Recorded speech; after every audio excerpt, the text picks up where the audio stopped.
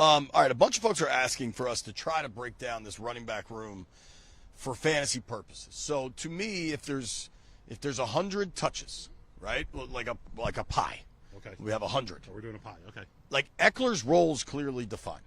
Like Eckler's gonna account for a third of the touches, maybe. You're talking both rushing and receiving. Just the work the running backs will Yeah. get.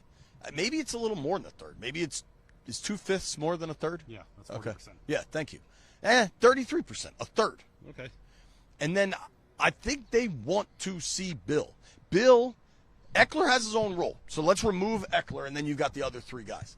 Bill is the most explosive of those three guys. Right. He's the best. He has the best vision and the best cutting ability. Rodriguez had a really good camp, though. He has changed his body. He looks way faster. And then I think McNichols has a pretty clear role. Special teamer, good in pass pro. He's your third down back After Eckler. After Eckler. Right. After Eckler. Which is, we talked to Dan Quinn a little bit earlier. I'm kind of interested in drilling down on what they see out of McNichols this year. We know special teams.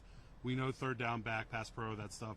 But is that going to be enough to really get him on the field a lot? I think when you look at that pie. Well, dude, so Debo was your kick returner on the depth chart. Don't Right. you think it's McNichols next to him? Yeah. On kick return? Probably. So, like, there's a role. There's a special teams role. Like, We're talking I'm saying fantasy Yeah, role yeah. for McNichols. I think Debo impacts the fantasy role of these backs, too. Absolutely does, because he's going to get a number of carries. He's going to get, he's going to touch the ball a lot of different ways.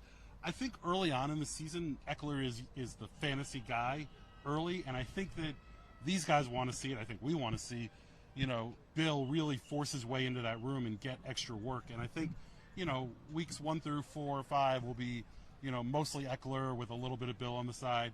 Weeks like 4 through 8, 5 through 9. See, I don't. We'll start kind of rotating a little bit. When you I think say it's going to be a that, progression, is what I'm getting at. okay, I can see the progression, but like, I don't think Eckler's going to get 17 touches and then they pare that down. Like, Eckler has a defined role. I think it's 8 touches, maybe 11. And I think, dude, like, if I set the over-under for week 1 of Bill touches at 6.5.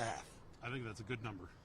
But if it's 10, I won't be surprised. See, I think when I look at the run, and Eckler has his role. Yeah. Certainly being handed off the ball, but also receiving. I think for Bill, early on, it's going to be mostly, handoffs into the gut and run plays for him, and then they can start working him into the passing game a little bit.